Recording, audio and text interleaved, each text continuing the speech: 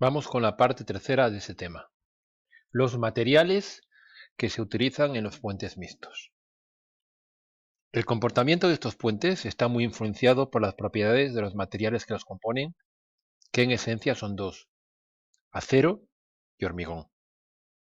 Y el acero en todas sus variedades: acero estructural y acero en armaduras pasivas, y en ocasiones acero en armaduras activas, es decir, pretensado, aunque la tendencia es cada vez a utilizar menos pretensados en los puentes mixtos.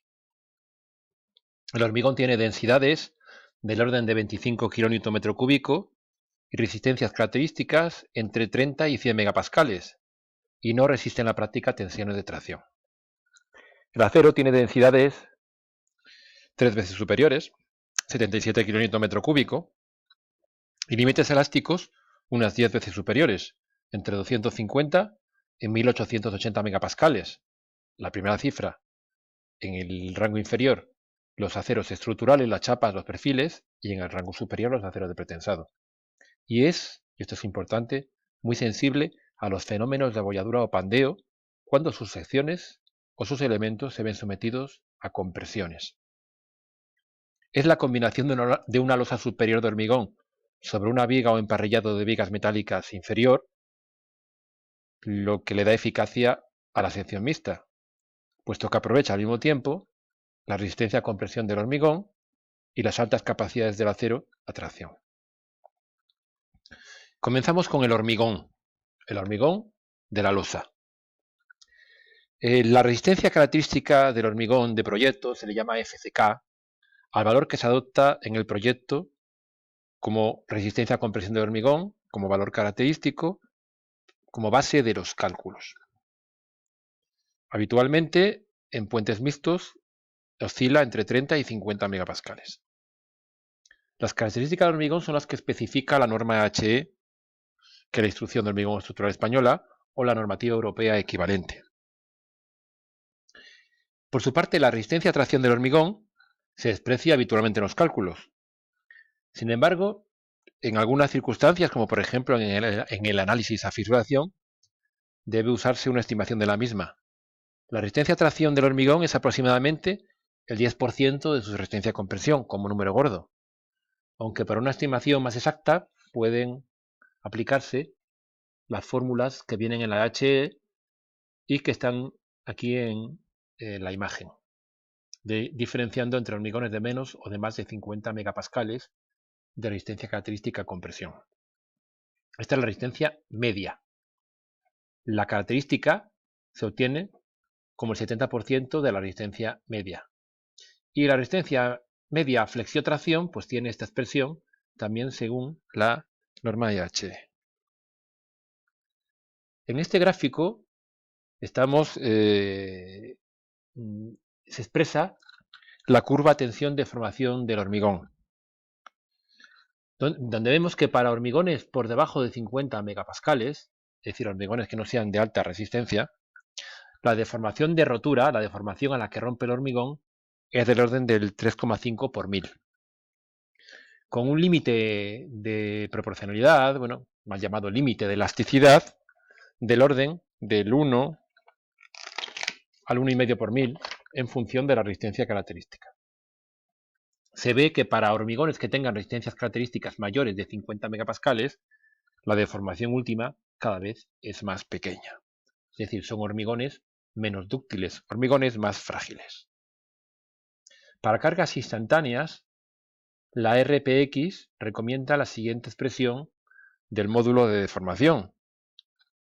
Aquí lo vemos en función del tiempo, en función del tipo de cemento, teniendo en cuenta que la deformación a 28 días se toma como esta expresión 10.000 veces la raíz cúbica del FCK más 8.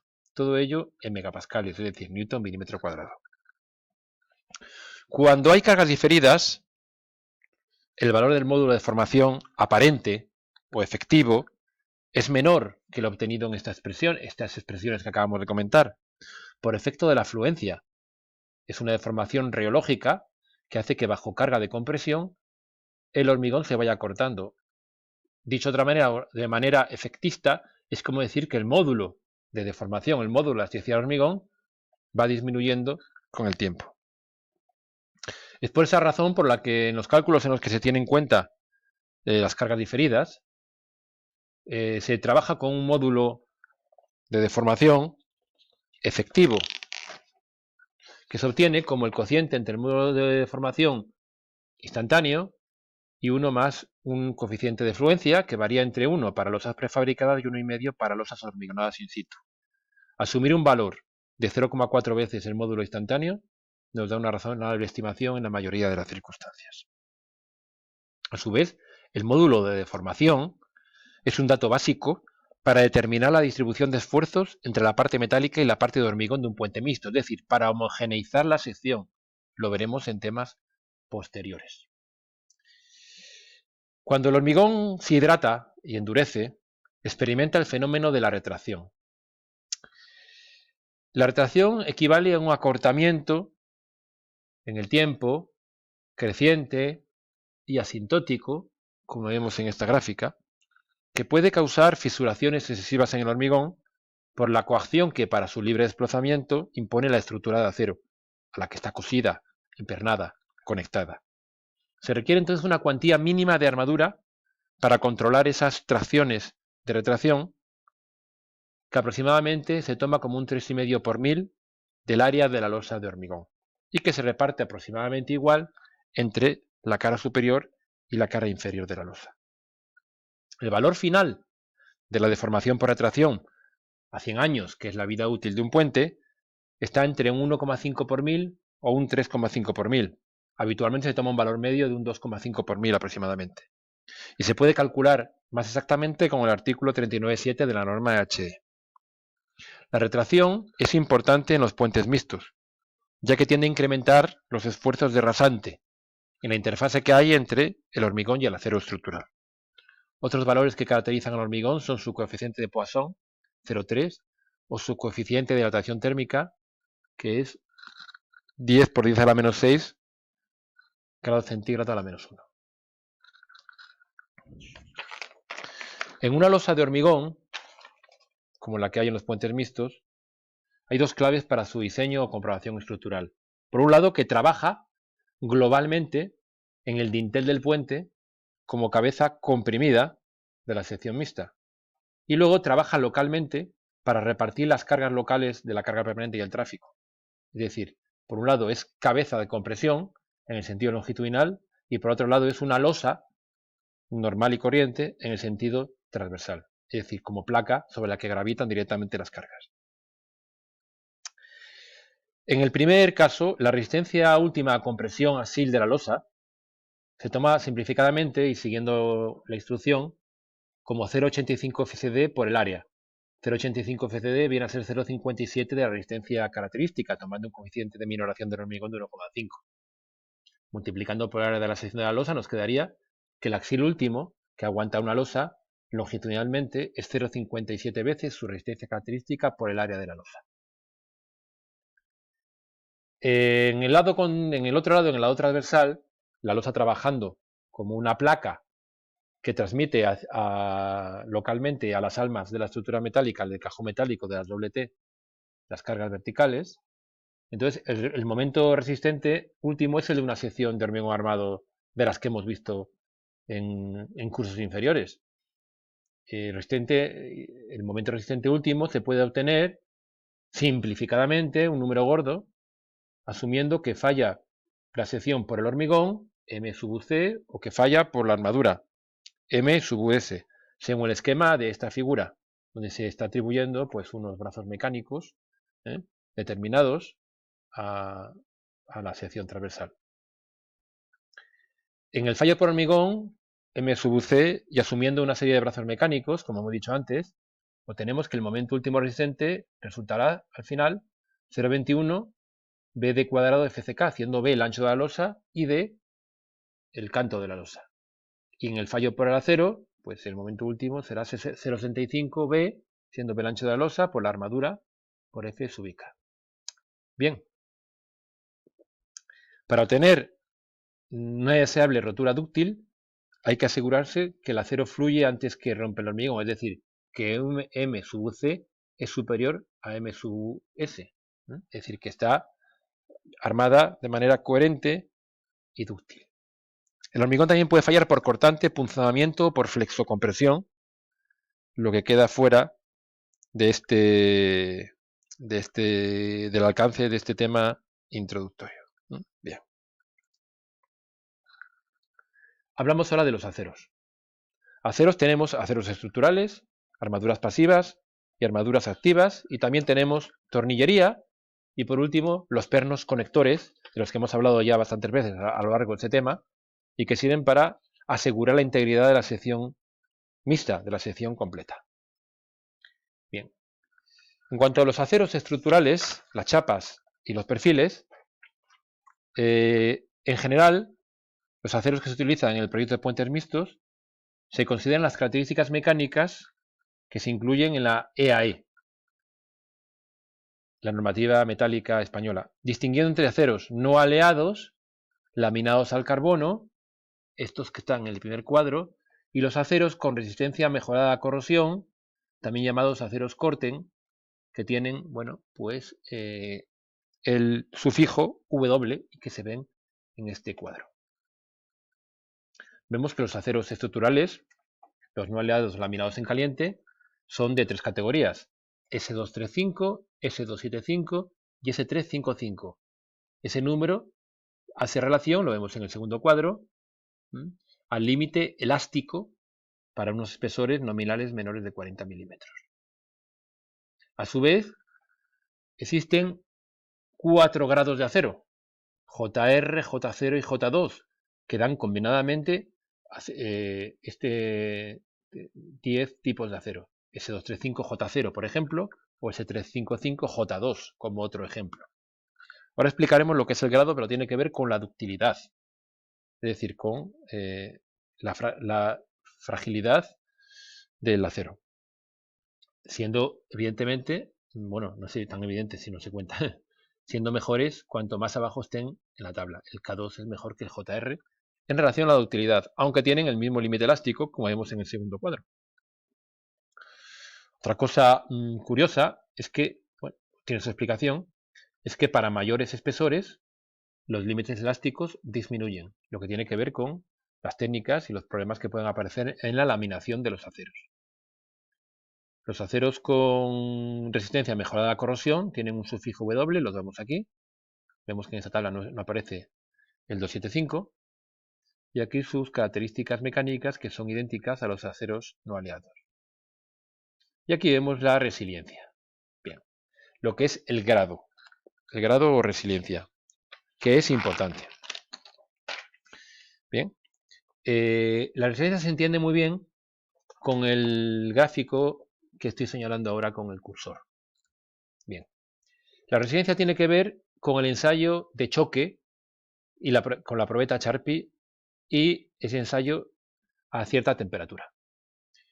El ensayo de choque es coger una probeta de un acero, hacer una pequeña muesca y ver para qué energía rompe al darle un impacto. Si eso lo hacemos a diversas temperaturas, veremos que con temperaturas más altas hace falta más energía para romper por impacto la probeta y con temperaturas bajas hace falta menos energía. Ya tenemos una primera pista. Las temperaturas bajas no son buenas para los aceros porque favorecen la rotura frágil. Pues bien, se le llama resiliencia precisamente al resultado de ese ensayo y se mide en julios, es decir, en trabajo para romper esa probeta, y los aceros tienen un grado JR, J0, J2, dependiendo de a qué temperatura dan una resiliencia de 27 julios. El grado JR da 27 julios a 0 grados, perdón, a 20 grados centígrados. El J0 da 27 julios a 0 grados. El J2 da 27 julios a menos 20 grados. Y el K2 da 40 julios a menos 20 grados, que equivale a 27 julios a menos 30 grados. Bien. Eso quiere decir que el acero JR es menos dúctil que el J0, este a su vez es menos dúctil que el J2 y este a su vez es menos dúctil que el K2. La ductilidad vemos que está relacionada con la rotura o sea, el grado está relacionado con la resiliencia, que está súper relacionada con la ductilidad, es decir, con la manera de romper dúctilmente o frágilmente los aceros. Y buscamos siempre que los aceros rompan dúctilmente. Es importante la ductilidad en aceros que están sometidos a bajas temperaturas, porque como estamos viendo, en bajas temperaturas es más fácil la presencia de rotura frágil, con fuertes espesores de chapa y con cargas dinámicas. O sea que en puentes que estén sometidos a temperaturas bajas, o sea, en zonas frías, que tengan cargas dinámicas y que haya fuertes espesores de chapa, son puentes mucho más sensibles a la rotura frágil. Y por tanto debemos utilizar en ellos pues grados superiores, K2, J2, y evitar grados inferiores, JR, J0. El acero estructural entonces debe ser utilizado en condiciones, y aquí lo pone, que no favorezcan la rotura frágil de los elementos traccionados. Bien, eso se cumple aplicando la RPX cuando la resiliencia del material a temperatura mínima de servicio supera el valor que determinan las curvas que aquí tenemos, que dependen del tipo de acero, que lo vemos, de la temperatura mínima de servicio y de las condiciones de servicio. O sea que aquí hay tres parámetros: el espesor, la temperatura mínima de servicio y las condiciones de servicio del elemento estructural. La temperatura mínima de servicio que debemos coger para cada estructura es la más próxima a la temperatura mínima absoluta registrada en el lugar del emplazamiento del puente durante los anteriores 50 años. No es lo mismo una en Sevilla, que será 0 grados, que un puente en Sierra Nevada, que será menos 20 grados. Bien, eso está claro. Entonces, como ejemplo, bueno, antes de poner un ejemplo, ¿cuáles son las condiciones de servicio? Pues aquí están expresadas, creo que las tengo expresadas. No, no están expresadas en esas transparencias. Bueno, hay condiciones de servicio C1, C2 y C3. Solamente deciros que en los puentes mixtos lo recomendable es tomar siempre las condiciones de servicio C3. Entonces, si yo tengo que diseñar un puente que está situado en una zona de temperatura mínima menos 10 grados centígrados, lo quiero hacer con un acero 275, busco el 275 a menos 10 grados centígrados, y lo quiero hacer en condiciones de servicio C3, resulta que si yo tengo chapas de 75 milímetros de espesor, por ejemplo, lo señalo aquí, subo con el cursor, me haría falta que mi acero tuviese una resiliencia de 50 julios. Esta es una manera de asegurar la no fragilidad de los materiales. La forma más sencilla, más que aplicando esas curvas, es irse directamente a la tabla de la RPX 95, que nos dice los espesores máximos a usar en nuestro puente en función de la temperatura mínima, 0, menos 10 o menos 20, y las condiciones de servicio, C1, C2 o C3, en puentes tamaño C3, y el tipo de acero. Lo que quiere decir que si diseñamos un puente en una zona que está a menos 10 grados centígrados de temperatura mínima, en condiciones C3, y utilizamos un acero S275 J2G3, pues no podremos sobrepasar espesores de 55 milímetros. Todos los aceros estructurales tienen las siguientes características comunes: una elasticidad de 210.000 megapascales, el de elasticidad transversal 81.000, un coeficiente de Poisson de 0,3, un coeficiente de adaptación térmica muy parecido al del hormigón, ligeramente superior, 12 por 10 a la menos 6, y una densidad, ya hemos dicho antes, 77 kN metro cúbico, equivalente a 7.850 kilogramos metro cuadrado. A efectos de cálculo, es suficientemente exacto considerar un diagrama de tensión de formación bilineal, idealizarlo en un bilineal según esto que vemos aquí, que lo hemos estudiado en estructura metálica, las estructuras metálicas, es decir, un primer tramo perfectamente elástico y un segundo tramo perfectamente plástico. Bien. Dada su esbeltez habitual, las estructuras metálicas son propensas al pandeo o a la abolladura cuando se encuentran sometidas a compresión. Y esto pues, puede ser el principal hándicap de la estructura metálica. Este pandeo se puede manifestar de muchas formas. En un pandeo local de las alas y de las almas metálicas o de los rigidizadores, que se pueden evitar mediante el empleo de simples relaciones dimensionales como las que vemos en este cuadro. Cuando las almas o las alas se salen por su exagerada esbeltez de las relaciones señaladas, pueden utilizarse rigidizadores para evitar la tendencia al pandeo, que se llama realmente abolladura cuando se trata de chapas en lugar de barras.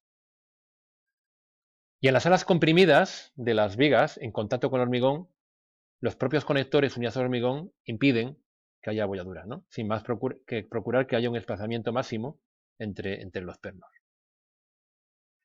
El pandeo de una sección completa ante asiles de compresión se evita arriostrando. Para columnas sometidas principalmente a fuerzas de compresión puede asumirse la fórmula clásica de pandeo de Euler y utilizar los arriostramientos para limitar la longitud efectiva de pandeo. En vigas el pandeo puede ser torsional cuando la inestabilidad o compresión de las alas produce un movimiento lateral de toda sección. La tendencia al pandeo se estima con el parámetro de esbeltez lambda, que es función de la relación entre la fuerza aplicada y la crítica de pandeo, que depende esta última de las propiedades geométricas de sección, fundamentalmente del radio de giro, y de las longitudes efectivas de pandeo, que aquí vemos un cuadro con longitudes efectivas de pandeo para diversas circunstancias.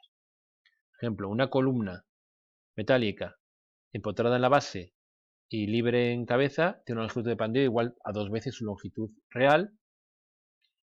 Si está articulada arriba y empotrada abajo es 1,5. Si está bien potrada es 1.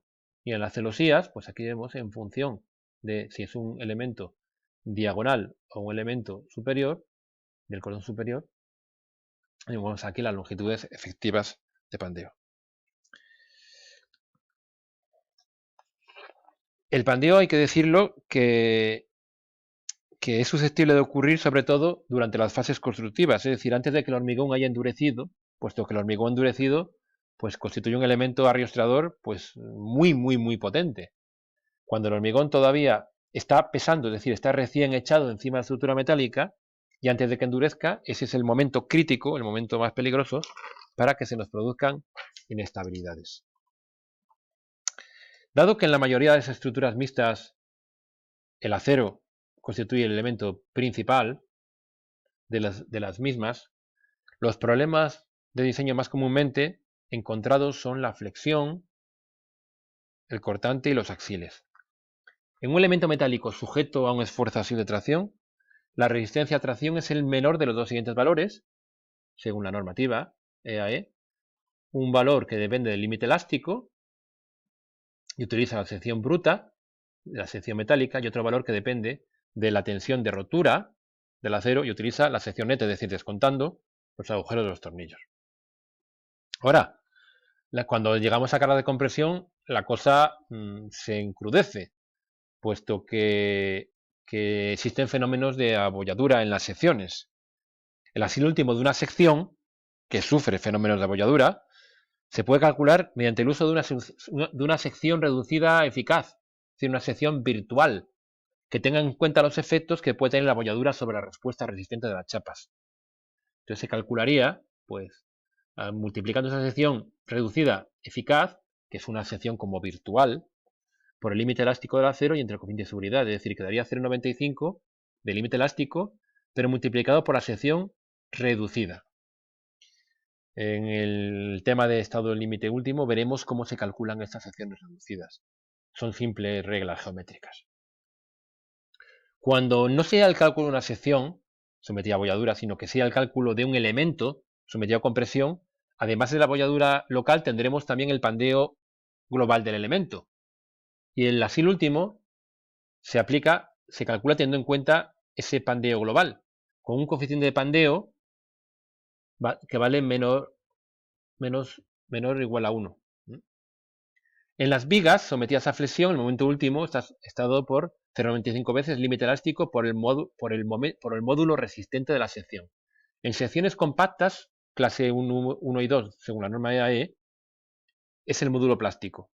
En secciones moderadamente esbeltas, clase 3 de la EAE, es el módulo elástico. Y finalmente, en secciones esbeltas, se deberá tener en cuenta la reducción de secciones de las almas o las almas por la abolladura, y tendremos que obtener un módulo resistente efectivo, igual que antes para compresión obteníamos una sección reducida efectiva. Y este módulo efectivo es menor, evidentemente, que el módulo elástico. También, en el tema de estado límite último, veremos reglas para calcular este módulo elástico. Es decir, que el sistema o la metodología de cálculo de secciones esbeltas, en las que se pueden producir abolladuras parciales y por lo tanto se pueden reducir los esfuerzos resistentes respecto a los valores elásticos, el método es muy sencillo. Es obtener unas características mecánicas reducidas que ya tengan en cuenta esos fenómenos de abolladura y que nos permitan trabajar como si no existiese la abolladura.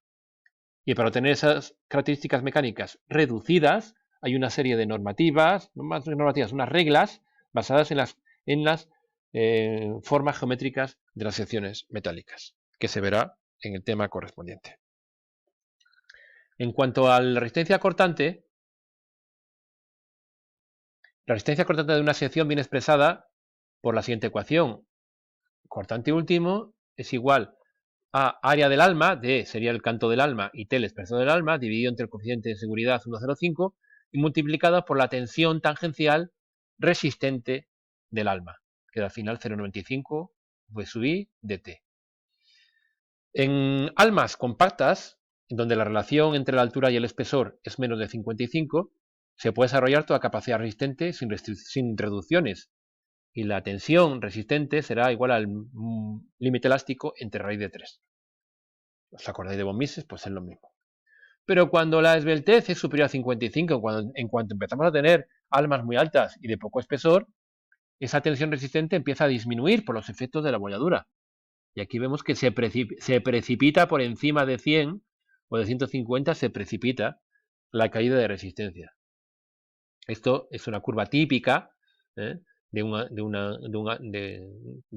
dimensionamiento de diseño de un alma. Las mayorías de las vigas metálicas se fabrican, y vamos a hablar un poco de fabricación, un minuto, en taller, y se arman en taller. Totalmente anómalo ejecutar totalmente la estructura metálica en obra, sino que se construye en taller y se transporta y se monta en obra. Y en obra se ejecutan las soldaduras o las uniones entre los distintos módulos individuales que se han llevado de taller. La fabricación de la estructura metálica implica el ensamblaje de elementos metálicos previamente diseñados, dibujados y cortados. Es decir, no se trata de perfiles laminados tipo HB o similar, sino que son secciones armadas en taller. Por ejemplo, la viga doble T que vemos en esta figura, se apoyaría aquí, esto es el alma, estos son rigidizadores, esto es el ala superior, el ala inferior y los pernos conectores, tiene 12 elementos, que son ala superior y ala inferior. Ala superior y ala inferior. El alma, que está aquí en azulina, el alma. Dos rigidizadores en los extremos, este y este. 4 rigidizadores sobre los apoyos. 1, 2, 3, 4. Dos rigidizadores intermedios de alma, 1 y 1. Y los pernos conectores soldados al ala superior. Bien. Del coste de la estructura metálica, aquí vemos un poco el coste, en qué términos se divide. El material entre el 25 y el 50%. La fabricación en taller entre el 20 y el 30%. El transporte desde el taller a la obra entre el 3 y el 7%. El montaje en obra y soldadura en obra entre el 11 y el 25%. Y la pintura entre el 11 y el 18%. Una vez que los distintos elementos están ensamblados, hay que soldarlos. Hay 3 tipos de soldadura, esto no sé si lo habréis visto en materiales, que son la soldadura por arco sumergido, también llamado SAW, no confundir con la película, o soldadura automática.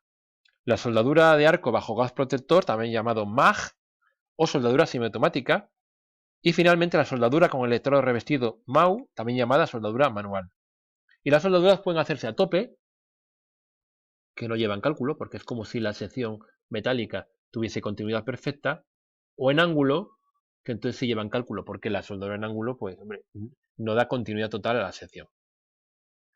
La soldadura, el material que materializa la soldadura, perdón por la redundancia, se llama electrodo o material de aportación y debe elegirse en función del material base de forma que sus características mecánicas, límite elástica, tensión de rotura, alargamiento de rotura y resiliencia, es decir, huida de la fragilidad, no sean inferiores a la del material base. En cuanto a aceros para armar y pretensar, bueno, los aceros de armado y pretensado serán conformes a lo establecido en la vigente instrucción, la EHE, del Ministerio de Fomento, o cualquier otra norma reglamentaria de uso, como puede ser el Eurocódigo. Otros tipos de acero pueden ser utilizados si cumplen normativas internacionales reconocidas o si experimentalmente se verifica su adecuación. El acero corrugado, pues tenemos los aceros B400S y B500S. En zonas sísmicas, B400SSD o B500SD, que son aceros que tienen más utilidad porque tienen más alargamiento en rotura. En los aceros de pretensado, pues entre el Y1560C o el 1860C, que es el más resistente y el que se suele utilizar, y que tiene una carga unitaria de rotura de 1860 Newton milímetro cuadrado, que es una barbaridad. Pues ya digo que los aceros pretensados, la tendencia es cada vez a utilizarlos menos en estructura metálica mixta. Bueno, los elementos de unión de los tornillos, pues son universales. Se suelen emplear las calidades 5, 6, 6, 8 y 10, 9. Son las más utilizadas. La calidad 8, 8 y 10, 9 también se llaman tornillos de alta resistencia. Para la fijación de elementos provisionales, de montaje, elementos auxiliares, pero que no tengan misión resistente definitiva, se puede admitir la posibilidad de emplear tornillos de 4,6. Pero yo, hombre, yo os recomiendo que nunca utilicéis tornillos calidad 4,6 en una obra, porque se pueden mezclar muy fácilmente o confundir con tornillos de mayor resistencia y la tenemos liada. Y así también os recomiendo que todas las calidades de los tornillos de una obra pues estén unificadas en la misma calidad, por lo mismo, para evitar descuidos, para evitar errores de colocación, que, bueno, que yo he vivido algunos y es lamentable. Y por último, hablemos de los pernos conectores de acero hormigón, que son los elementos que aseguran la transmisión de las fuerzas rasantes. Ya hemos visto antes, en la parte 1 creo, lo que era el esfuerzo rasante, pero los que aseguran esa transmisión de fuerzas rasantes en la interfase entre el acero y el hormigón son los pernos conectores. En un puente mixto, esa interfase está entre el ala superior de la viga metálica y la losa de hormigón armado. Los pernos conectores, que se llaman studs, son flexibles y por lo tanto trabajan dúctilmente y permiten un ligero movimiento o deslizamiento relativo entre el acero y el hormigón cerca del estado límite último, lo que permite, pues a efectos prácticos de cálculo, promediar en el rasante. El material utilizado en estos pernos, aunque no está normalizado, el que se utiliza es este, límite elástico 350 megapascales, tensión de rotura 450 megapascales. Y las dimensiones habituales de los pernos son estas de aquí. Los pernos tienen tres tipos de diámetro, de 15,8, de 19 y 22,1 milímetros. Tienen alturas entre 75 y 175 milímetros. Diámetro de cabeza entre 32 y 35 milímetros y altura de cabeza entre 7 y 9 milímetros y medio. Hay que decir que la dimensión de la cabeza está normalizada y tiene que cumplir las condiciones que están expresadas aquí. Bueno, y con esto se termina la parte del tema 9, tema 9.1, la clase de materiales, introducción y bases de proyecto de los puentes mixtos. Muchas gracias.